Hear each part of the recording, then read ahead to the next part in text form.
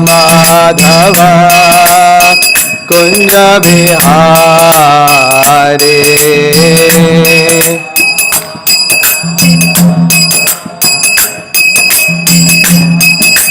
जय राधा माधव कुंज बिहारे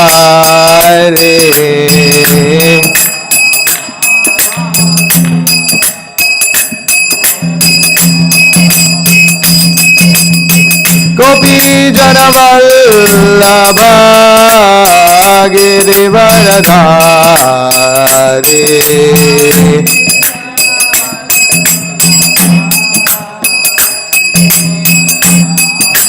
गोपी जनवल्लभ गिरिवरधारे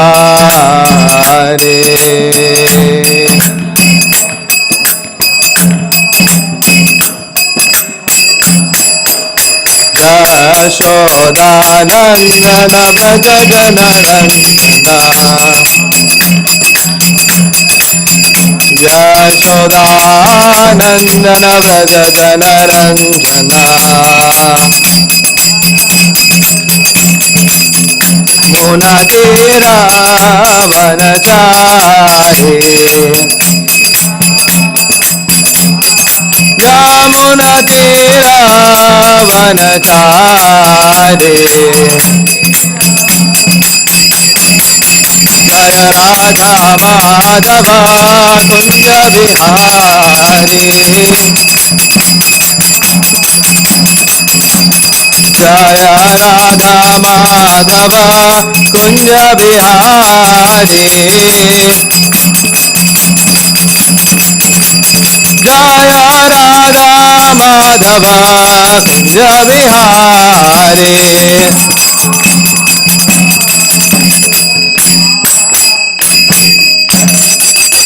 श्री श्री राधा माधव की जय। जय ओम विष्णुपाद परमहंस परिव्राजक आचार्य श्रोत सुत श्री श्रीमद अभय चरणारविंद भक्ति वेदांत स्वामी श्रील प्रभुपाद की जय। जय ओम विष्णुपाद परमहंस परिव्राजक आचार्य स्तोत्र सत श्री श्रीमद श्रील भक्ति सिद्धांत सरस्वती ठाकुर गोस्वामी प्रभुपाद की जय।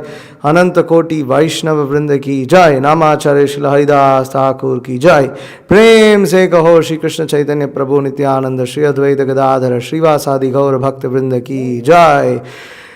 श्रीमद् भागवतम की जय। All glories to the assembled devotees. Hare Krishna. All glories to the assembled devotees. Hare Krishna. All glories to the assembled devotees. Hare Krishna. All glories to Sri Guru and Sri Gauranga. All glories to Srila Prabhupada. Namo Krishnaya Bhutale Srimate Bhakti Vikas Swami Nityanamane Namo Vishnu Padaya Krishna Srimate Bhakti Vedanta Swami Nityanamane Namaste Saraswate Devi Gauravani Vicharane Nirvishesha Shunyavadi Paschati Deshdharane. जय श्री कृष्ण चैतन्य प्रभु नित्यानंद श्री अद्वैत गदाधर श्रीवासादि गौर भक्त वृंदा। हरे कृष्णा कृष्ण कृष्ण हरे हरे, हरे Ram Ram Ram Hare Hare.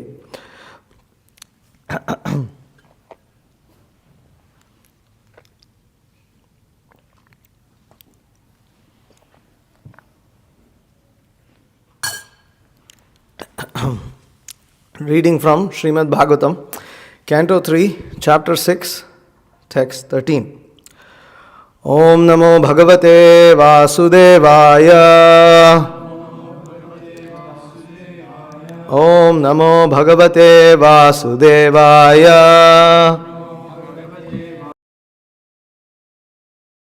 Vasudevaya. Okay, so I'm going to chant the verses until we get the purport, and then we can chant those verses and word-to-word translations and everything together. So I will chant these couple of verses. No need to follow. Nirbhinnam talu varuno lokapalo vishaddharehe jihvayam shena cha rasam yayasau pratipadyate. When the palate of the gigantic form was separately manifested, Varuna, the director of air in the planetary systems, entered therein, and thus the living entity has the facility to taste everything with his tongue. Nirbhinne ashvinau nase vishnor avishatam padam ghranenam shena gandhasya pratipattir yatho bhavet.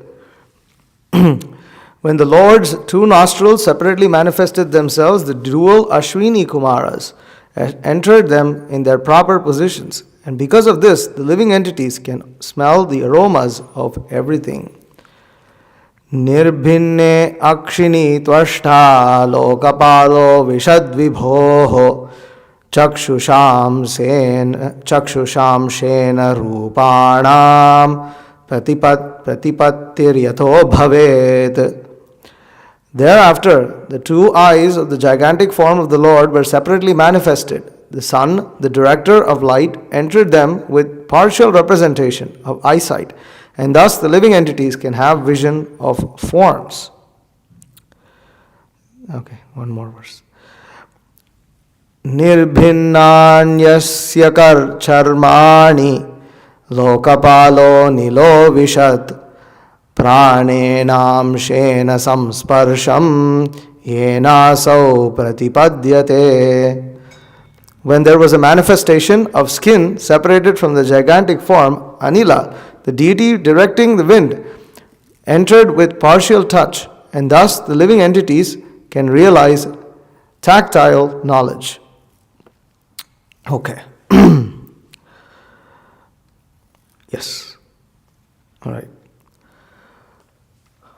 Karnau asya vinirbhinnau dhishnyam swam vivishuhu dishaha shrotrena amshena shabdhasya siddhim yena prapadyate. Karnavasya virbhinnau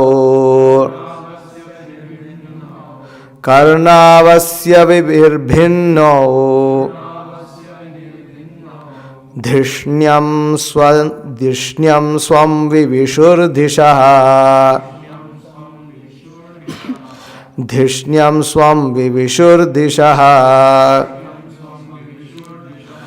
Shrotrenam shena shabdhasya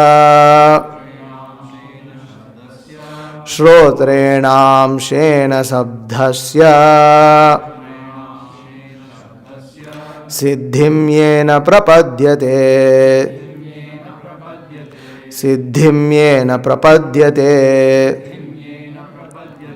Karnavasya vinirbhinnau dhishnyam swam vivishurdishaha shrotrenam shena shabdhasya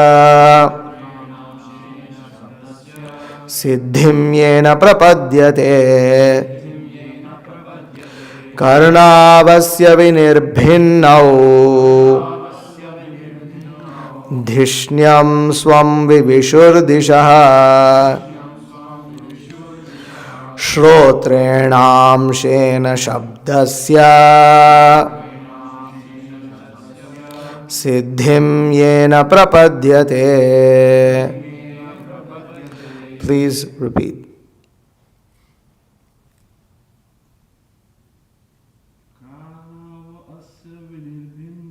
Karnavasya vinirbhinnau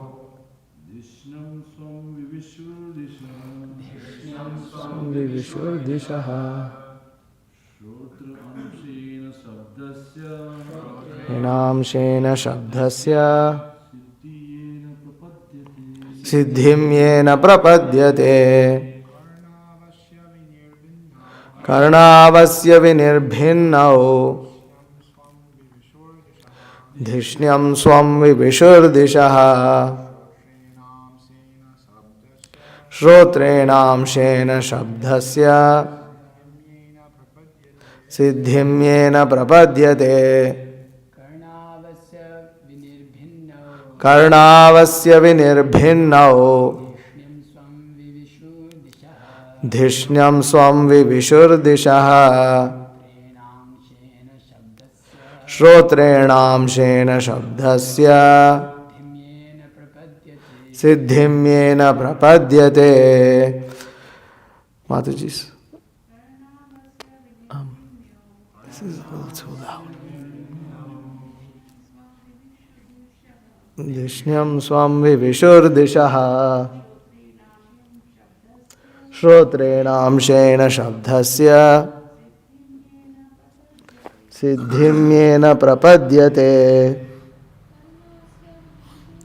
Karnavasya Vinirbhinnao Dhishnyam Swam Vivishurdishaha. Shrotrenam Shena Shabdasya Siddhim Yena Prapadyate.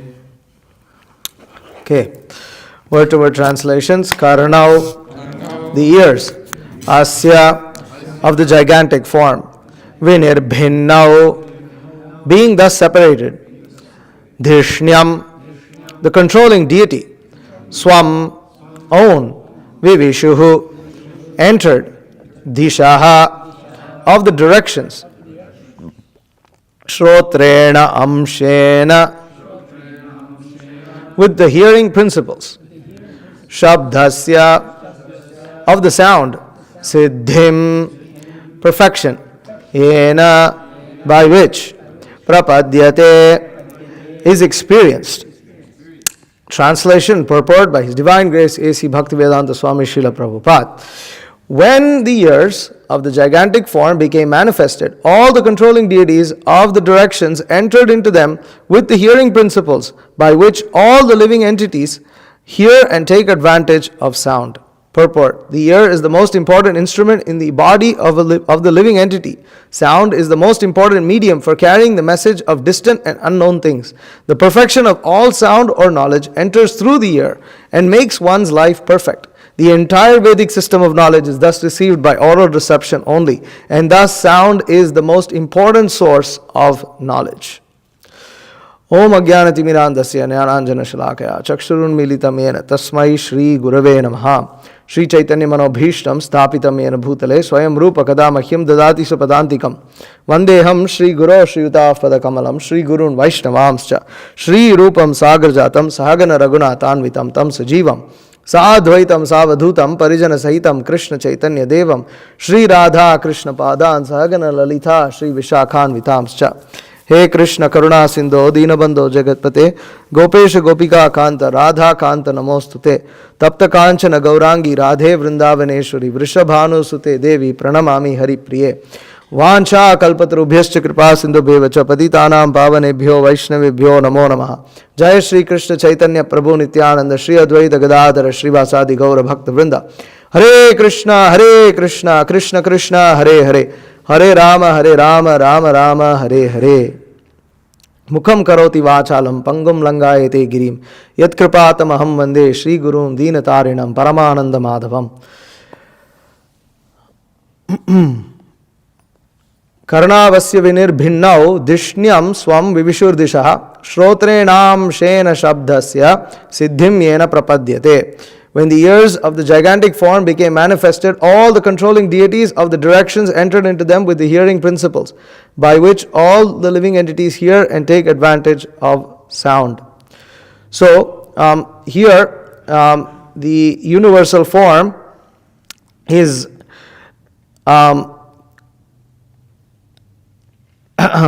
is allowing the different demigods to take their respective positions and their respective services. And from this you can see which parts of your body is controlled by which deity.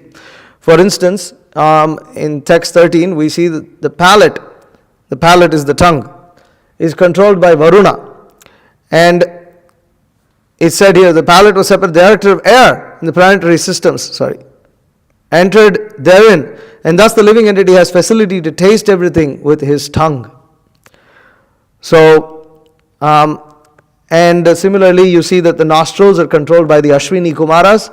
The Ashwini Kumaras are therefore also known as the celestial, what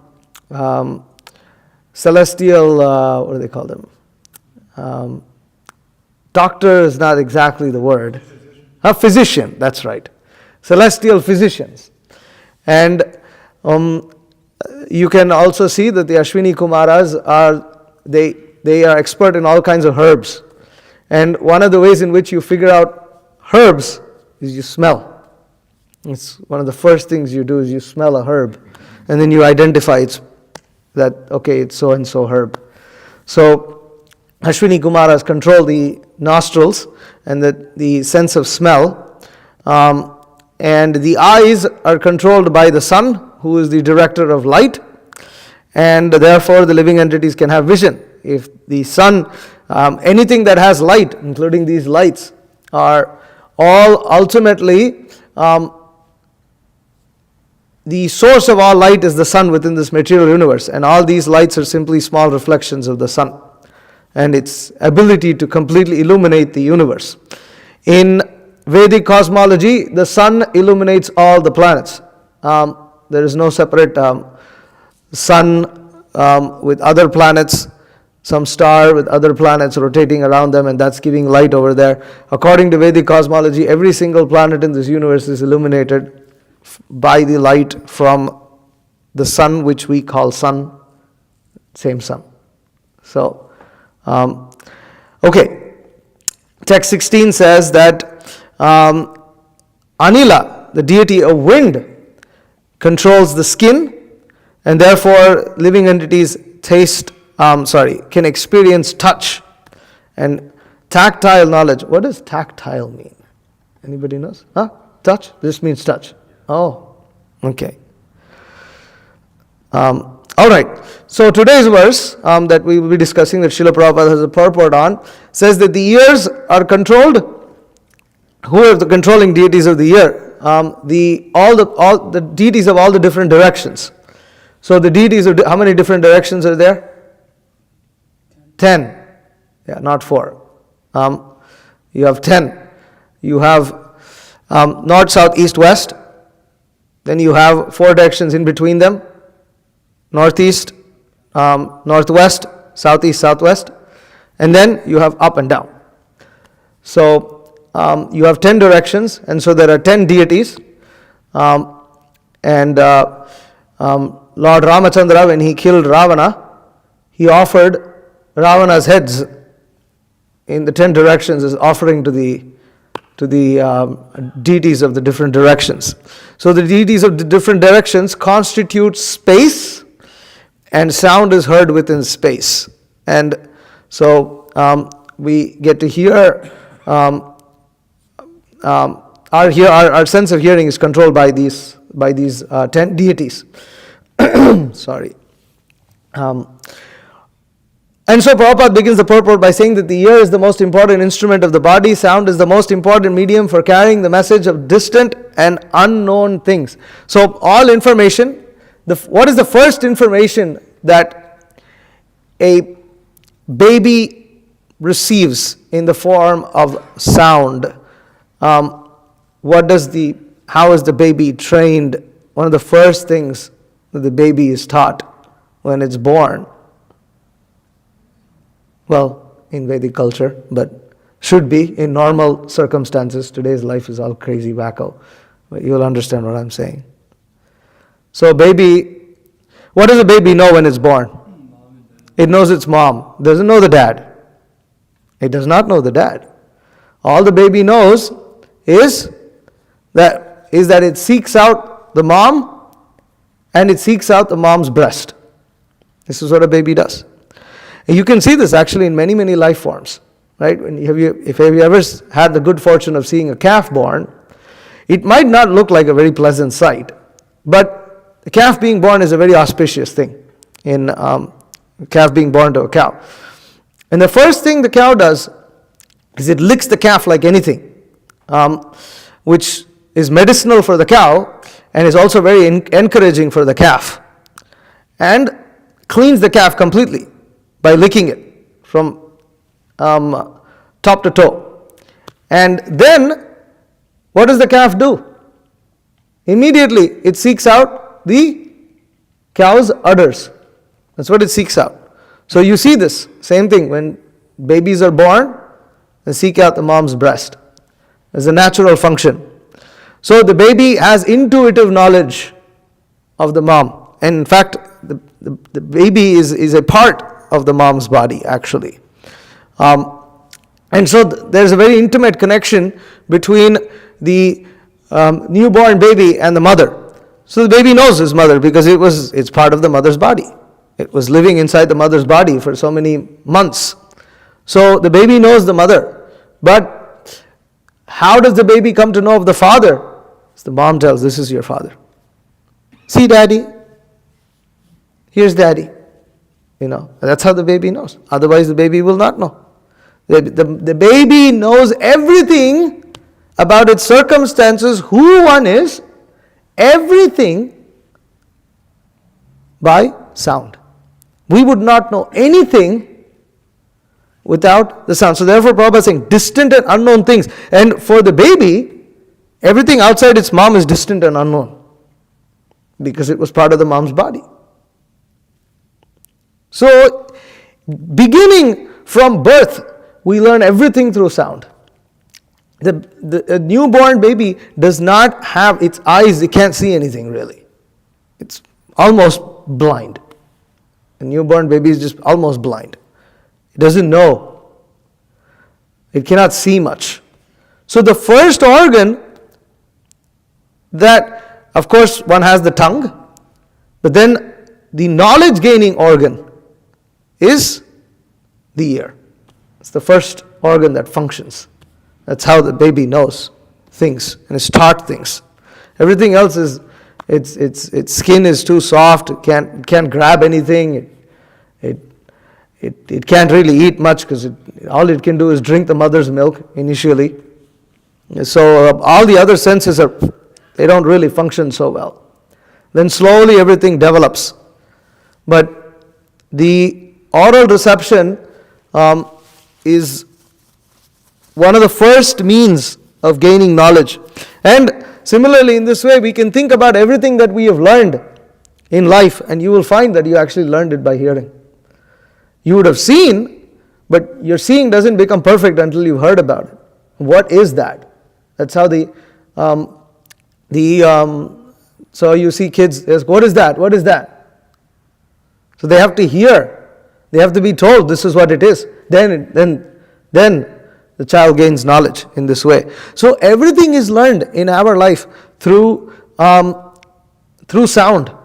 And it's amazing how we grew up in a culture and we went through education. We received so-called education without understanding this at all.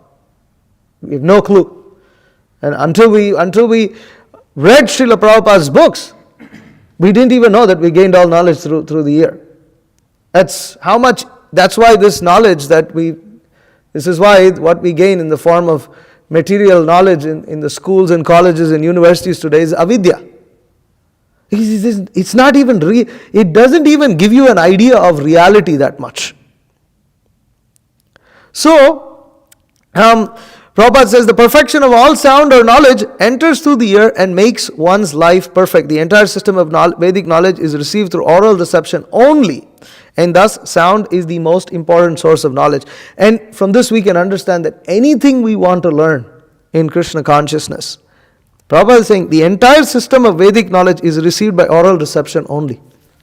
One will receive through oral reception only. Everything else is second class, third class knowledge.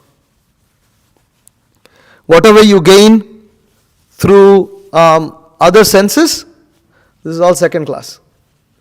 what you gain through the ear from the bona fide source is first class.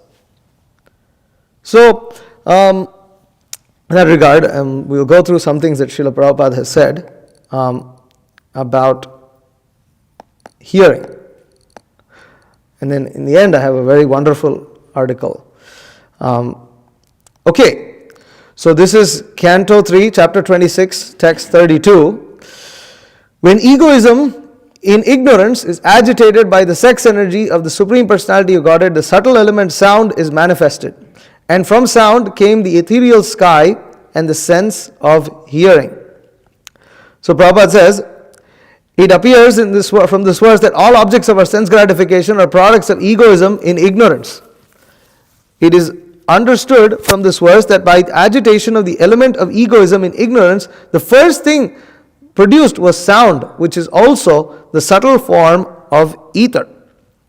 So, anyways, I continue reading. It is stated also in the Vedanta Sutta that sound is the origin of all objects of material possession, and that by sound one can also dissolve this material existence. Anavriti Shabdat means liberation by sound. The entire material manifestation began from sound, and sound can also end material entanglement if it has a particular potency. So it's extremely important to understand from this verse how sound is connected to the false ego. It's not a thing that you might otherwise connect. But we are in this material world. Why are we in this material world? Due to misidentification with matter. We have false ego that we are the enjoyers. Due to false ego, we don't accept Krishna as the supreme enjoyer and our position to be his subordinate. This false ego is directly connected with sound by the sex energy of the Supreme Lord. And what is that? Our desire to enjoy separately from Krishna is lust. Atmendriya priti vancha tare balekam. The desire to enjoy one's senses, to gratify one's senses is called kama. And that kama combined with the desire to be the enjoyer, the false ego of being the enjoyer, generates sound. So, in the Supreme Lord, his sex desire to gratify his senses is spiritual. But when the living entity usurps that position and being a part and parcel of the Supreme Lord, when he exhibits that sex energy in the state of false ego of trying to be the Supreme Lord, sound is generated. And what sound is generated? All kinds of nonsense comes. All kinds of nonsense comes out of the living entity. What's this? Is that the... Wow. It's pretty strong. The fragrance from the aroma of the incense. Okay. And from sound comes ethereal sky and the sense of hearing. So Srila Prabhupada writes that it is understood so it appears that all objects of sense gratification are products of egoism in ignorance, and agitation of the element of egoism in ignorance, the first thing that was produced was sound, which is also the subtle form of ether. And therefore, you have the last verse of the Vedanta Sutta, anavritihi shabdat, liberation by sound. That through sound, one can become anavritihi, that one can achieve liberation from material existence. So Prabhupada says the entire material manifestation began by sound, and sound can also end material entanglement if it has a particular potency. This particular sound capable of doing this is the transcendental vibration Hare Krishna. Our entanglement in material affairs has begun from material sound. Now we must purify that sound in spiritual understanding. There is sound in the spiritual world also. If we approach that sound, then our spiritual life begins, and the other requirements for spiritual advancement can be supplied. We have to understand very clearly that sound is the beginning of creation of all material objects for our sense gratification. Similarly, if sound is purified, our spiritual necessities are also produced from sound. This is very, very important. Our spiritual necessities are produced from sound. Prabhupada says we have to understand very clearly that sound is the beginning of the creation of all material objects for our sense gratification. So everything we like in our conditioned state, we want in our conditioned state, is produced by sound. And whatever we require for practicing Krishna consciousness and from liberating from this material world is also produced from sound. And this sound is connected to the principle of hearing. This is very, very important, that without hearing, you can see here that in the verse it says, sound came the ethereal sky in the sense of hearing. We're not talking about speaking here. Talking about hearing. So, we are not going to get liberated simply by yapping, our wonderful tongues, because we don't know what to speak. And when we talk too much, we get in trouble. This, anybody with a little intelligence will understand. If you talk too much, you get in trouble. Because why? Because we talk all kinds of nonsense. So, therefore, it's better. Therefore, there was the principle of mauna vrata. That just shut your mouth for some time, and that's considered an austerity. Because modern people can't shut their mouth. The best example is if you watch some of these sports commentaries, while some sports game is going on, they just talk all kinds of nonsense, continuously talking about. It's just amazing how they can talk about something so long and just keep. They have a commentary before the game. They have a commentary after the game. It's crazy how much they talk. And we can also see when we don't have something, when we are in our conditioned state, even while we are practicing Krishna consciousness, there's a desire to talk. And if we just let that run loose without any sort of control, you'll see all that comes out is prajalpa. All that comes out is complete nonsense. Whereas you will see those who have vacho vegam, every word they speak is so valuable. Every word you can write a purport on that. Every word of Srila Prabhupada, you can see, there is not a single word that has emanated from the lotus mouth of Srila Prabhupada that is useless. Not even a single word. I mean, especially this is why reading books like Transcendental Diary of Hari Shauri Prabhu, where you have the mood of disciples hanging on to every single word of their spiritual master. Now what, karmis would look at this and like, my God, you're so bamboozled, so like, such minions that they're so bewildered, so brainwashed. They hang on to every single word. But truly, Srila Prabhupada's every single word is so amazing. And that's the nature of the spiritual master, is that everything they speak is valuable. There is instruction there. It's not a product. It's not a product of ignorance combined with sex desire. That's what tends to emanate from the souls who are conditioned. So, the principle of hearing is how the entire material universe was created. Brahma created it in that way. How did Brahma create? Krishna's flute, when Krishna plays his flute, it descends. That sound of the flute descends as what? Let's see how many people have learned. What does Brahma hear? Gayatri.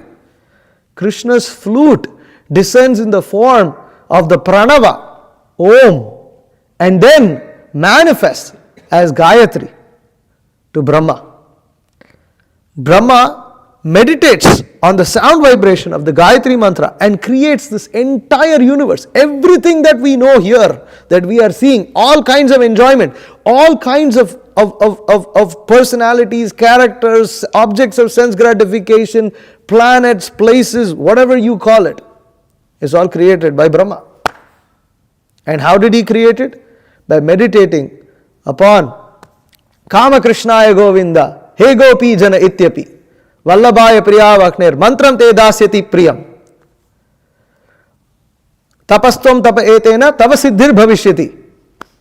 That Uvacha Purastas Tasmai Tasya Divya Saraswati, Kama Krishnaya Govinda, He Gopi Jana Ityapi. So, Divya Saraswati instructs Lord Brahma on the Gayatri mantra that is the sound manifestation of Krishna's flute in this material world.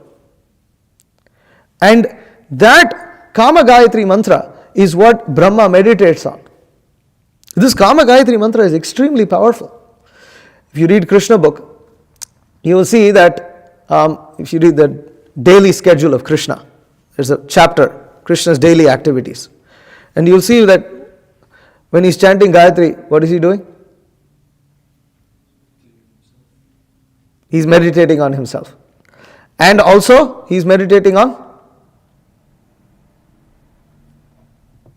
He's meditating on the sound. It's also said there. He's meditating on the sound vibration of the Gayatri mantra. This Gayatri mantra is extremely powerful. It's what Brahma chanted. Tapastom tapa etena tava siddhir bhavishyati. That by meditation on this sound vibration, this is your austerity, and from this austerity you will achieve perfection. Tava siddhir bhavishyati. Therefore, when those who have been fortunate to receive the Gayatri mantra from the spiritual master should take careful attention to meditate upon the Gayatri mantra. And you have to silently meditate on it. So it's generally very hard, because even when we loudly chant the Hare Krishna mantra, we don't meditate on it. Our mind is going everywhere. And what to speak of silent meditation on the Gayatri mantra? Our mind is thinking about 40,000 things. But we should meditate on the sound vibration of the Gayatri mantra. Tava siddhir bhavishyati. That one can achieve all perfection. And the Gayatri mantra comes from what does it come from? I just said it. Krishna's flute. So Krishna's flute came manifest in the material world as what is before the Gayatri? It comes as Krishna's flute as Pranava, Om. Correct? And what is equivalent to Om?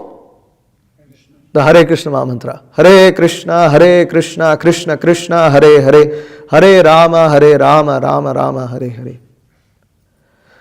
Meditation on the Hare Krishna Mahamantra is equally potent. The Kama Gayatri mantra requires a certain qualification to chant. The Hare Krishna mantra requires no qualification, but it bestows the same benefit. It is not that one who has received the Gayatri mantra is somehow receiving something spiritually superior than someone who has received the Hare Krishna Mahamantra. Another misconception. This is not true. It is just because Brahma is the first Brahmana in the universe, and how did he become Brahmana? How does anybody become Brahmana? By eating prasadam. No. Huh? Qualification. But what does qualify one as a Brahmana? I mean, how does one become a Brahmana? Means like what? Huh? The spiritual master accepts that you're qualified. Okay, how? Initiation. Initiation of what? Gayatri mantra. So that is how Brahmanas are initiated. Brahma was initiated as a Brahmana by the Gayatri mantra. Therefore, when spiritual master assigns certain devotees that okay, you are now Brahmana, he gives them Gayatri mantra. All Dvijas receive Gayatri mantra. So they get the Gayatri mantra. That's all. Therefore it is done. It is not that they have some special spiritual astra by which they are now better in being able to be better devotees than those who are just chanting Hare Krishna. It's not like that. That's not true. So Brahma created this entire universe through sound vibration. And all material necessities came from sound. Similarly, all our spiritual necessities will come from sound vibration. By simply meditating on the chanting of the Hare Krishna Mahamantra, by chanting the Hare Krishna Mahamantra properly, all of one's spiritual necessities are gained. It's a very, very important thing. We can see why what makes a prayer potent? The prayer itself is potent, of course, but how is that potency accessible? One's intention. Intention, okay. Intention is fine. What does purely chanting mean? Eagerness. What does purely chanting mean? Come on. Huh? No, free from offenses. Correct? We chant that every morning. We become free from offenses. One of the offenses is to chant the holy name inattentively. And by chanting the holy name attentively, all of one's needs are satisfied. You see, pious Vedic karmis, they understand the principle of chanting or praying attentively. They pray for a little bit, but whatever they pray very, intense. And therefore prayers have potency in them because they work even for material desires. So then, in India you hear this. In the West I've never heard it from any devotee. But in India I've heard this very common. So Prabhuji, isn't it better to chant two rounds attentively than to chant 16 rounds inattentively?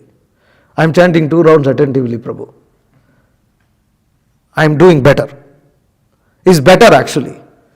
Where does that conception come from? Because it comes from the fact that you're supposed to chant prayers attentively. You're not supposed to just roll on some mantra as you're going about your day. It's just a common conception of how prayers are done in Vedic culture. Everybody sits there. Anybody, if you see pious Hindus, and they want to come and pray, they come to the temples.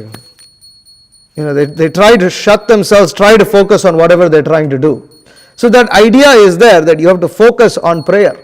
And the Hare Krishna Maha Mantra is a prayer. Prabhupada says that in his purport to the Hare Krishna Maha Mantra. It is a prayer. It is a prayer for Krishna to deliver us.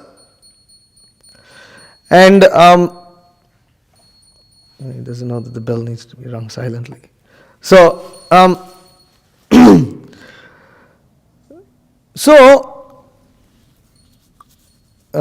what was I saying? Yeah, prayer. So, now if you chant the Hare Krishna Maha Mantra attentively for 2 rounds, what is the difference between that and attentively chanting 16 rounds? What's the difference between attentively chanting 2 rounds and attentively chanting 16 rounds? I chanting attentively 2 rounds, Prabhu. It's what could be the difference? 14 rounds is the difference. I like that answer. Okay, that is a valid answer. When we're chanting 16 rounds, we're following the orders of the spiritual master. Okay, so then we get the mercy of the spiritual master by chanting 16 rounds. you get the mercy of the spiritual master by chanting 16 rounds. Can you clarify that a little bit more? So what do you get by chanting 2 rounds purely? Do you get anything? You get something? What do you get? Huh? You get intelligence. Then? Sorry? You get taste. You do get taste. You chant 2 rounds attentively, you do get taste. But if somebody has this misconception that I'll just chant 2 rounds attentively and I won't chant 16 rounds. Because if I chant 16 rounds, I chant inattentively. So I'll chant only 2 rounds. Then what kind of a devotee are they? What is their category? Not fixed. So? Means? Huh? Definitely neophyte. And what does it mean? What does that mean? It means they are not they're not pure. Right? They're not on the pure platform.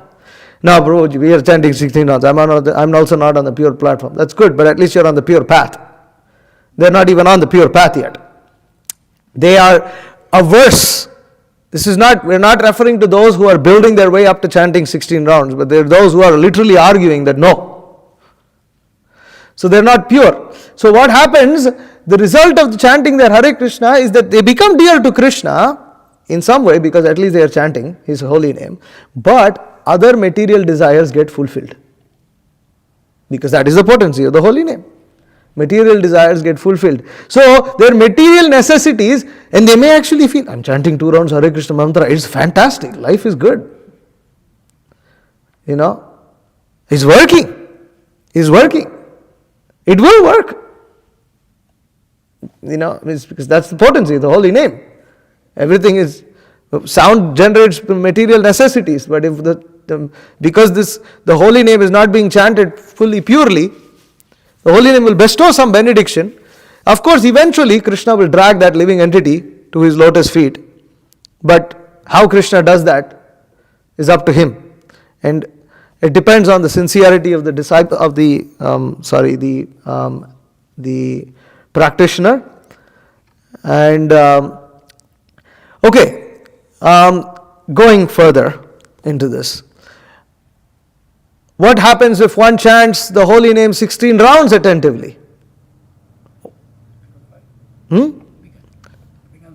He becomes purified.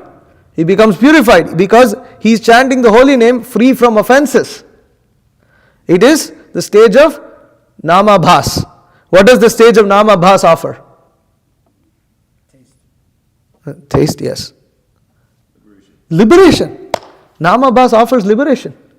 Simply in Namabhas, one gets liberation. Simply being free from offenses, not even developing love of God. Shuddha Nam develops love of God. Free from offenses, chanting 16 rounds, following the order of the spiritual master purely gives one liberation. So powerful. But to achieve liberation is not such a joke. It's not such a cheap thing. It's nothing compared to pure love of Godhead. Still, liberation is something very, very, very advanced that all the other yogis are all trying. And the devotee can achieve that simply by chanting the Hare Krishna Mahamantra offenselessly. So potent, the holy name is so potent, therefore Anavriti Shabdat, that one can liberate oneself simply through sound vibration.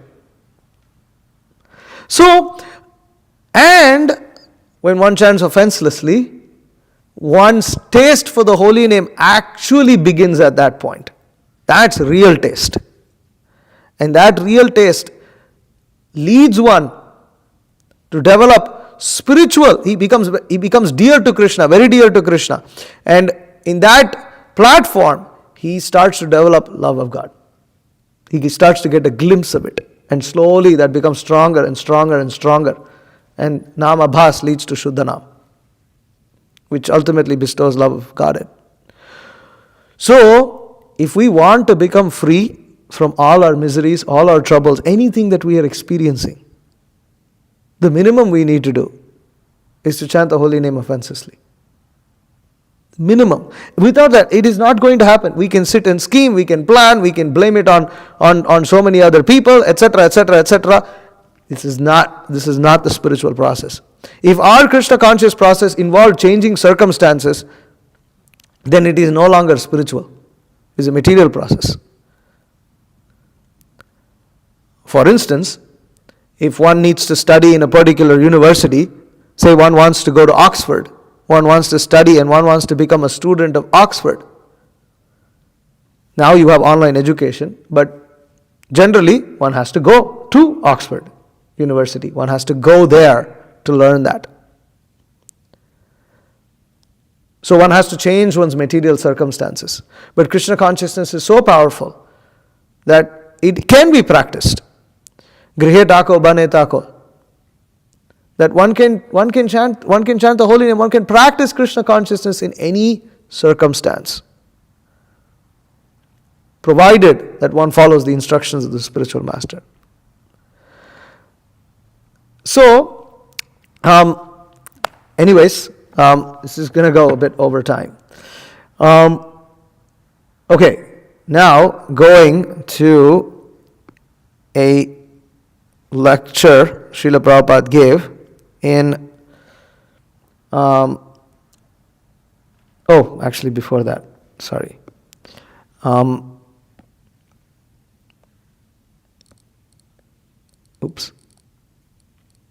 Bhagavad Gita 2:53. Anybody knows the verse?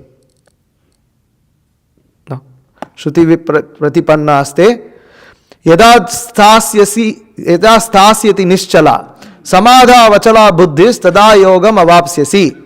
When your mind is no longer disturbed by the flowery language of the Vedas and when it remains fixed in the trance of self-realization, then you will have attained the divine consciousness.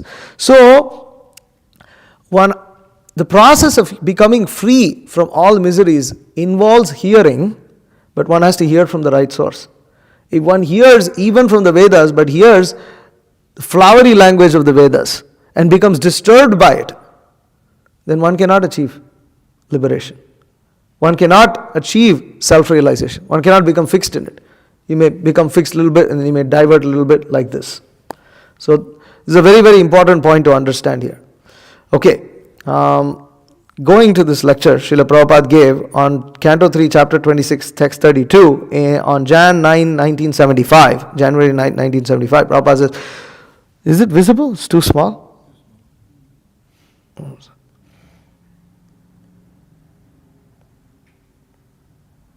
Is it?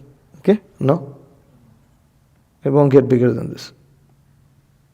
So this as this material creation has begun from material sound under the agitating, impelling method by the Supreme Personality of Godhead. Similarly, by spiritual sound you can get out of it because sound is the central point. When it is mixed with tamagun, then material creation begins. So similarly, if you catch up that sound, the sound is Shabda Brahma. The sound is actually spiritual. The Vedic sound, Om, Omkara. Omkarasmi sarva Vedeshu. So the Vedic sound begins, Om. So that is a sound.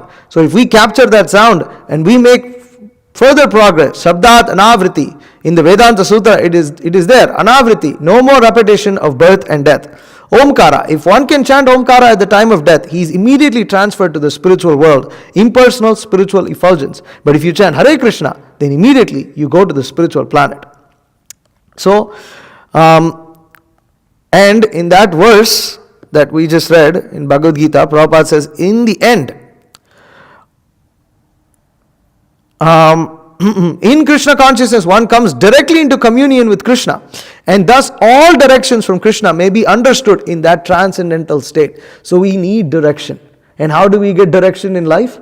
You get direction through sound. We have got every single direction we want in life through sound. If we do not hear, and how do you come directly in communion with Krishna? How to come directly in communion with Krishna? We can come directly in communion with Krishna by chanting Hare Krishna. By chanting Hare Krishna offenselessly, one comes directly into communion with Krishna. And Prabhupada says, in that state, in that transcendental state, all directions from Krishna may be understood. We are looking for direction all the time. I don't know what to do. I am so confused. I am so disturbed. I don't know what the hell to do. If we chant Hare Krishna purely, Krishna will give direction. He will give direction. Everything can be understood from that transcendental. Prabhupada says, one is sure to achieve results by such activities and attain conclusive knowledge, not doubtful knowledge. I don't know, maybe that will work, I'm not sure, not that kind of stuff. Conclusive knowledge. One only, and then Prabhupada makes the point of how that will happen. One only has to carry out the orders of Krishna or his representative, the spiritual master. So that process of hearing also involves hearing from the spiritual master. Also involves hearing from devotees. We have to learn to hear. If we don't hear, and we are so disturbed that we can't hear, it's very difficult to make progress. It's impossible. We have to become at least that less agitated that we can hear. Agitation may be there, but when we hear, at least we are willing to hear. Okay, fine, we pull that ear and then, finally everything calms down. Otherwise, he keeps running. Agitated, disturbed. How much ever you tell them, they're still disturbed. What to do? In that disturbed, they don't chant the mantra properly. They don't chant anything. Disturb Prabhu. You have to hear. And even in our state of material disturbance, what are we actually looking for? We want to hear something. We want to hear what we think we want to hear. Until we hear that, we don't become pacified. Is it not true? Anybody, I want good news. How do you hear good news? You hear it. How do you get good news? You hear it. Then I feel calm. So potent, this process of hearing. Okay, in a letter to Hansaduta, Srila Prabhupada writes, regarding your question, let's see if I can blow this up. No. Oh, okay. Oops. Regarding your question, you are right when you write to say that everything about us, tables, chairs, bricks, etc., is originally emanating from sound vibration. Prabhupada then brings it to the Bible, which is pretty amazing. This is also admitted in the Christian Bible, wherein it is said that God said, let there be creation, and there was creation. So, said means there was sound vibration. But this sound vibration is not material sound vibration, because before the creation of material sky and sound, transcendental sound was there. It's actually amazing from the platform of from understanding Srila Prabhupada's purports and Vedic knowledge, we can actually give very nice interpretation and purports to the Bible. And the Christians themselves have no clue what the hell they're talking about. They just read everything. It's so shallow is actually praising them too much. It's just completely nonsense. They don't understand their own scriptures in this way. God said, let there be light. There's sound. As God said. Said means there was sound before the light. Amazing. Amazing. If Prabhupada is, you don't hear that in the mega church. So then, this is what I really wanted to read today. I don't know how much we'll get through it. This is a wonderful, wonderful article. Has anybody read this? The Descent of the Holy Name. No? This is by Achyutananda Das Brahmachari from 1970. It's I wish we had this kind of quality of articles that we could get nowadays. It's so good. Okay, this is an amazing article, a conversation between a wonderful devotee, associate of Srila Bhaktisiddhanta Saraswati Thakur, godbrother of Srila Prabhupada, Srila Bhakti Rakshak Sridhar Maharaj, and just see his amazing spiritual insight here. Really great. Srila B.R. Sridhar Maharaj sat on the roof of his quarters in Navadvip. The now very old sadhu was in a contemplative mood, and to approach him in this state disturbed me. He motioned that I should sit in front of him, so I timidly went and sat down on a grass mat. There was no one to be seen anywhere. There are many things to see. So this is Sridhar Maharaj saying, there are many things to see from here by which we can remember Chaitanya. His Holiness said, this Ganges, the forest, the temples, his favorite tree, banana, what do you want? Can you explain how, if the holy name is a spiritual thing, how are we all chanting it? I asked, feeling very foolish. After some silence, he began to say, Nitai Chaitanya, and then he began. It cannot be uttered by a material tongue, nor can a material ear hear the name. He, the name, is Adhokshaja, beyond experimental knowledge, having reserved the right of not being exposed to organic senses. All the experience, knowledge, and memories that we have gleaned with the help of mundane sense, are gleaned with the help of mundane senses. Our tongue is comprised mostly of earth and water elements. The nerve endings extending to all parts of the body carry the charges of electricity, also a material element. Just see how learned Sridhar Maharaj was. Just amazing. If an object is too far away, it is not touchable, seeable, tasteable, etc. If an object is too close, it is also imperceptible. We can't see our own tilak mark or eye makeup. When the senses are extended by microscopes and telescopes, these instruments have more range, but they are still limited to the material sphere. The telescope cannot penetrate the outermost covering of the universe. The microscope lens is composed of atoms, therefore cannot see the atom or anything smaller than the atom. Likewise, the system of mental speculation is also inefficient to perceive the spiritual element. Mind is a material element whose density is very slight. That's from Bhagavad Gita 7.4. Mind as a material element whose density is very slight. Isn't that amazing?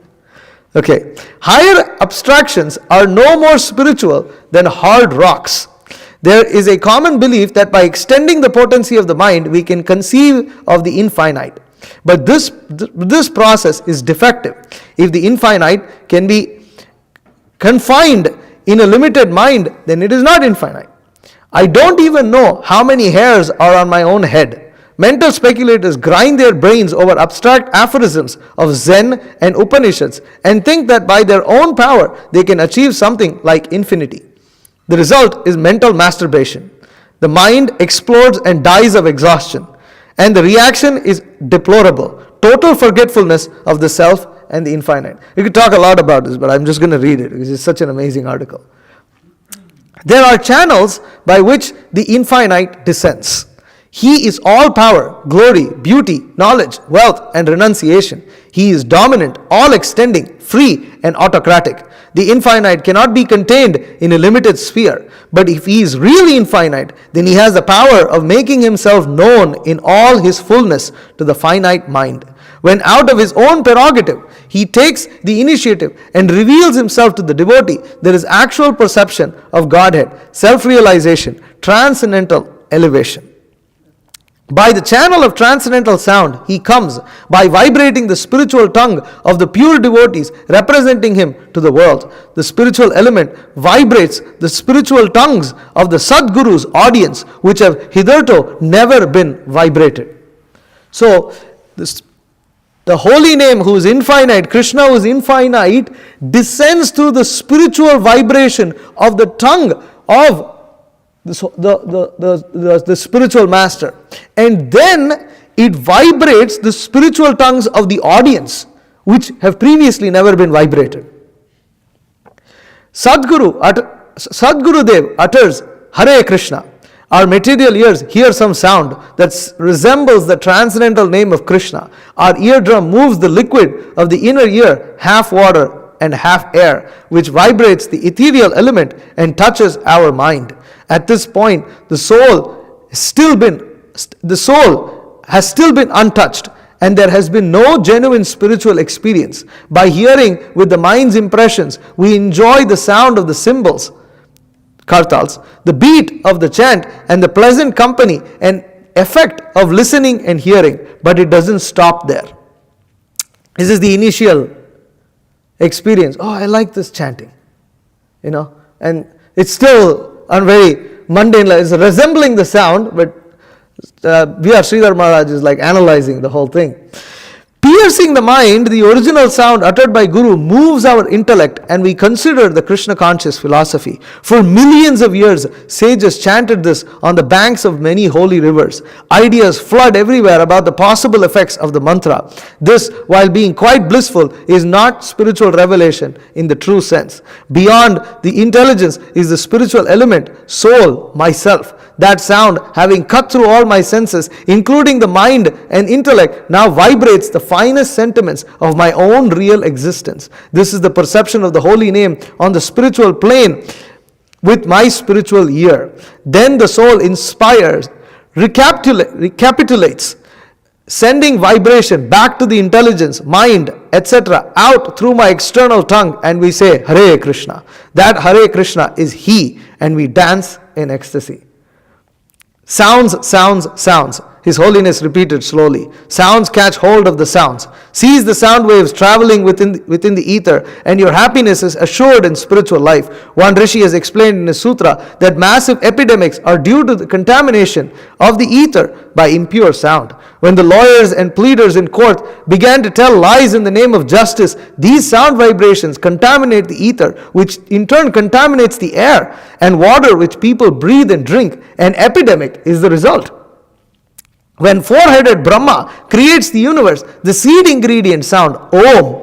The seed ingredient is Om, and from that Om, the Gayatri mantra is born. In this sound, the 14 planetary galaxies sprout like worlds. How do you say that? That's right? Okay. Of spiraling stars and planets, and with the sun situated in the very center of the universe. Each planetary system is composed of a different sound uttered by Lord Brahma. Each galaxy provides the infinite jivas with their particular spheres of karma, action, dharma, religious functions, artha, economic development, kama, sensual enjoyment and suffering, and moksha, faculty of liberation. It is the function of Brahma to provide these different galaxies and planets according to the sinful and meritorious deeds of the innumerable. Lord Brahma utters a different sound for each planetary system, and his engineer, Sri Vishwakarma, creates the planets according to these sounds. Can you believe it? Each planetary system is created by one particular sound that all ultimately comes from the Gayatri Mantra. And all of those needs of all those universes and all of the Dharma, Artha, Kama, Moksha, the impious and meritorious deeds of all the living entities satisfied by this sound. Just see how Sridhar Maharaj is giving such an amazing purport. Speaking about the holy name like this, how could he speak? It's just amazing. Okay. The subtle and gross elements are disturbed in this way. In our planet, the predominating elements are earth and water. In other words, only water is found. In other worlds, only water is found. On the sun, fire is the prominent element. If a spiritual individual, under the effects of illusion or maya, wishes to end his gross existence, he may enter a planet of air, ether, mind, or intelligence and live as a ghost. The individual jiva is also endowed with a particle of creative power, and the ordinary individual as well creates his tiny sphere of influence by sound. Some jiva's spheres of influence are no bigger than their own, how do you say that? Craniums. And some jivas have influence over a community, a nation, or even a whole planet. The beauty and harmony of their particular spheres of influence depends on the quality of sound they produce. When one nation tries to conquer another nation, the first points to capture are the radio stations, the newspapers, the journals, the lines of communication. By sending out its manifesto by sound, the government can move former leaders from their posts and capture the country. Then also by sound, the new government becomes established. Amazing. Just amazing how he's analyzing, how sound is influencing everything. Sound topples governments. It topples entire empires. If there should be any defect in that sound, then the whole thing is ruined. That is why there is so much alteration in the world situation. The sound of these jivas, to quote the Bible, how do you say that? Babble? Okay, babble. Babble just means nonsense, talk. Babble, nonsensical sounds are entering and contaminating the ether, the air, the water, and the very molecular structure of each and every person, place, and thing. This is why it's so important for us also to not talk nonsense. The more we talk nonsense, the more miserable we will become, and everything around us becomes miserable. We have to utter auspicious sounds. We have to utter vibrations that are pleasing to Guru and Krishna. The more we utter all vibrations that are displeasing to Guru, Krishna, and the Vaishnavas, there will be no auspiciousness for us. Absolutely no auspiciousness for us. Only the shrieks and cries of all these of impious souls simply contaminate the material universe, making it more and more miserable. A person's mind is composed of two functions, technically named sankalpa and vikalpa. Sankalpa means that mind's desires to join thoughts into concepts, theories, and help me with that. Tableaus of theories. Vikalpa is the mind's function of rejecting thoughts, simplifying and limiting experiences which are gathered through the senses of sight, sound, smell, taste, and touch. Both functions are controlled by sound. Sankalpa and Vikalpa, the ability to achieve determination. How can I be determined? Comes from sound. How can I be fixed up? Comes from sound. How can you be bewildered? Also by sound. Also by sound. So important. Here's an experiment. Close your eyes. When I repeat a number, you will see the number flash before your mind like a cash register. 1, 3, 7, 4. The process of sankalpa and vikalpa respectively make the thoughts come and go. This is a very simple form of the mind's process. Amazing. Sridhar Maharaj gives us an experiment whereby we can see how sound is manifesting forms. On a more complicated scale, there is a very risky business of intentionally invading the sound waves with defective sound. The lines of communication are filled with impure sound from the earliest of school books to the most advanced so-called philosophy. The White House filibusters are another excellent example of intentional pollution of sound channels. If we were to infuse spiritual sound into the ether, saturate the ether with the transcendental sound vibration of Hare Krishna, Krishna Krishna, Hare Hare, Hare Rama, Rama Rama, Hare Hare, the mantra would purify, enlighten, and saturate every being with its potencies. Us chanting the Hare Krishna Mahamantra, when we chant it purely, it influences things.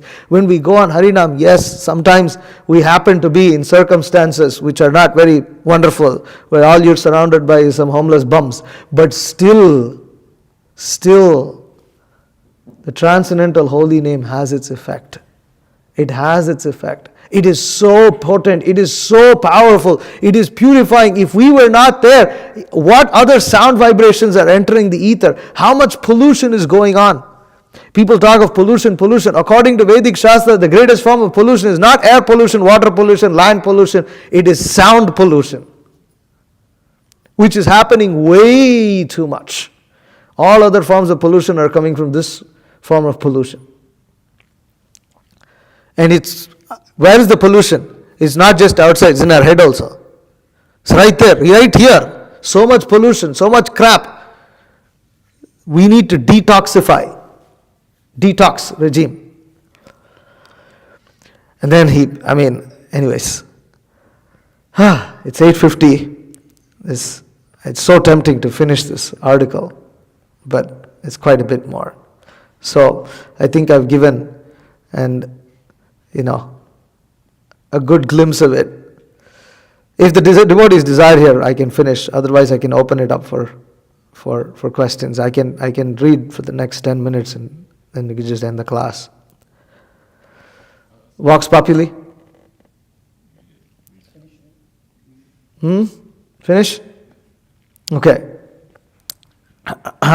In Lord Chaitanya's 8 verses, which comprise the final message of all spiritual instructions, the first verse gives 5 effects of the transcendental sound of Hare Krishna, Krishna Krishna, Hare Hare, Hare Rama, Rama Rama, Hare Hare. Now he's explaining the Shikshashtakam. Cheto Darpana Marjanam. It wipes the material dust from the mirror of our mind. The mind is like the intermediate connecting medium between the spirit and the material external covering called the body. The soul, has no material activity. When covered by Maya or illusion, the soul remains dormant in a state of suspended animation. The magnitude of the soul is so great, however, that it infuses consciousness on all sides. Amazing. So the soul is in suspended animation. Soul has no material activity. Soul cannot perform any material activity. Okay, so how do we perform material activities? Because the soul is so great that it infuses consciousness into everything. Through the medium of the mind, the senses act and we, quote, know things. If this glass, the mind, is put out of focus by the external nature, we suffer confusion, pain, disease, and death. Yes, death is a state of mind only, as the soul has no death. By the mind, we mistakenly think, oh, I am dying, I am drowning, I am giving birth, I am sick, etc. It is a state of mind. When the mind is cleansed by the Mahamantra, the mind is forcibly purified. All material concoctions, which are the cause of our suffering, are forcibly murdered, starved to death. They thrive on material sense pleasures. Flooding the mind with transcendental sound is like stepping on the pin of a bomb. All those misconceptions of material suffering and enjoyment are shattered, murdered, and the material mind is conquered wholly, leaving no enemies behind. The mind then reflects the spiritual knowledge, quality, and energy of the soul itself. Bhavamaha Davagni Nirvapanam. The fire of conditional life is thus extinguished. Nirvana, which most people are trying to understand from Buddhist texts, means extinguishing the fire of material existence. This body has been burning from the very beginning of time by the process of digestion. Biologists all declare that the body is a burning organism, giving off heat, water vapor, and carbon dioxide. Never think like that the body is actually something burning. It is burning. Our very bodies are burning. And how is it burning? It's burning by the fire of digestion. And that's why we emanate carbon dioxide, we emanate water vapor in the form of mist from, our mouth and other organs, and we give off heat. After 70 or more years, our body is consumed by that smoldering digestive fire, and we move into another body only to burn that up too. It is like chain smoking. With the lit end of the cigarette, you light up a fresh cigarette, and on and on. By the potency of the transcendental sound, the cause of that fire is extinguished. It's just amazing. I just so ecstatic. Shreya Kairava Chandrika Vitaranam Vidyavadu Jivanam.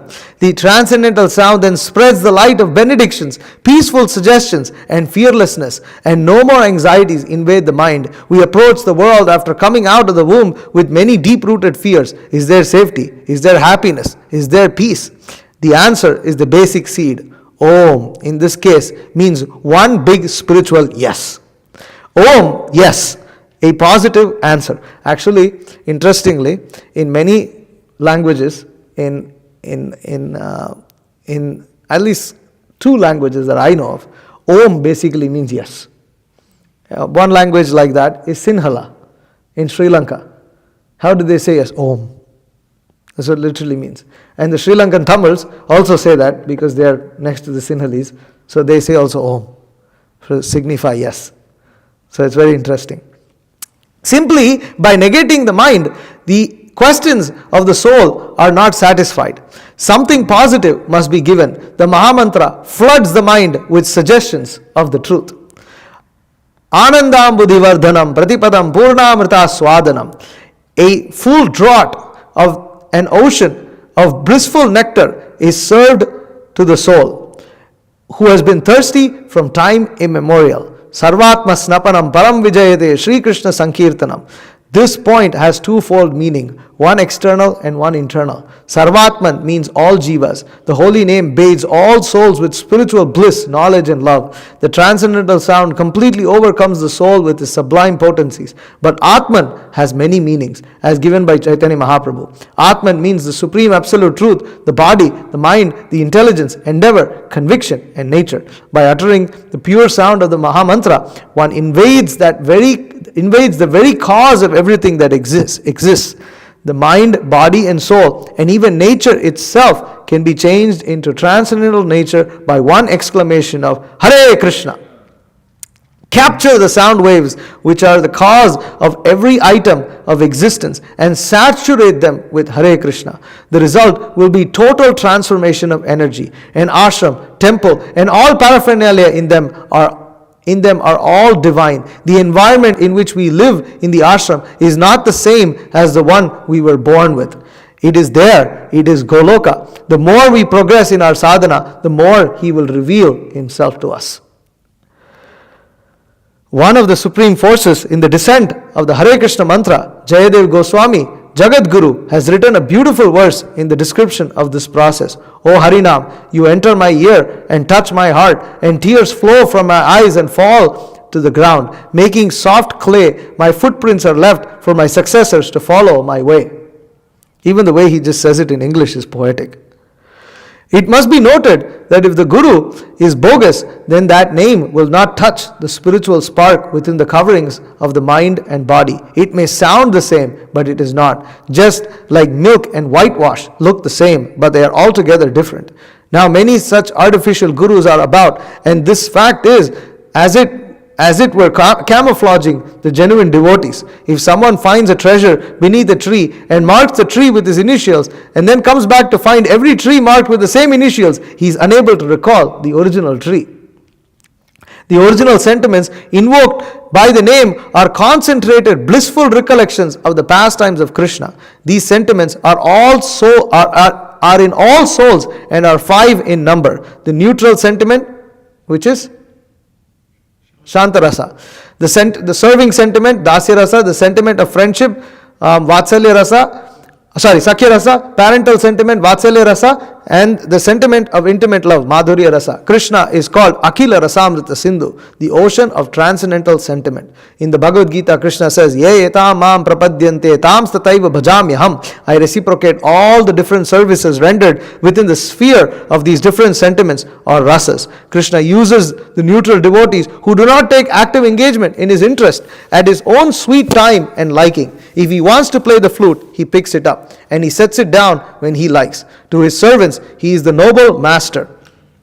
In this relationship, there is more facility to please the master, to bring his food, his favorite clothing. Yet, there is still some hindrance, since he may tell the servant to be gone.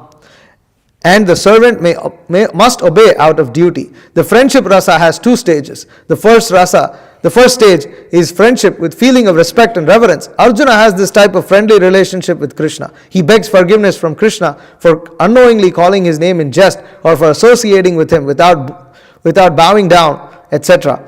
When the friendship is more developed, the respect and honorable formalities disappear. Jumping on Krishna's shoulder, wrestling and playing as though Krishna were their equal, Sudama, Sridama, and the other cowherd boys revel in endless sports. Sometimes they even consider Krishna as their inferior. Oh Krishna, he is the youngest one of us. He is also the lightest. We can all overcome him in wrestling, so go lightly with him. As sugarcane juice is concentrated into molasses and then into crystal, so also the friendly rasa with added feelings develops into parental affection. Krishna is my son, says Mother Yashoda. I must always look after his needs and protection. If I don't see him for even 5 minutes, I get so scared. I see huge trees falling on him and the horrible demons are capturing him. Oh, there you are. Why do you scare your mother like that? Always stay in my presence. I can't stand to have you out of sight. Even punishment of the beloved is seen in this intimate relationship. As concentrated sugar becomes rock candy, so the parental exchange of rasas condenses into conjugal love, in which there is complete dedication to the desires of Krishna with no tinge of desire for one's own pleasure. I am yours, complete unconditional surrender. If you trample my body underfoot or embrace me fondly for your pleasure, I am happy. If you want to throw me into hell and keep me far away from your company, I am prepared to go. If you forget me, I cannot forget you. You are always my beloved. By this time, His Holiness had become exhausted. After 40 years of lecturing previous to the use of microphones, his voice had become very thin. We were only an inch apart, face to face. Then the loud gong began to toll in crescendo, reaching 4 loud blasts and reverberating into silence. Go down now. It's time for Arati. Could you follow my words? Yes, I said. Did you like it? Yes. That is all right. Now go down. Go down now. Srimad Bhagavatam ki jai. Srila Prabhupada ki jai. Srila Bhakti Rakshak Sridhar Maharaj ki jai. Nitai Gaura Premanande Hari Hari Bol. Vancha Kalpatrubhyascha Kripa Sindhubhyevacha Patitanam Pavanebhyo Vaishnavibhyo Namo Namaha. So Sridhar Maharaj says, go down now. For prasadam.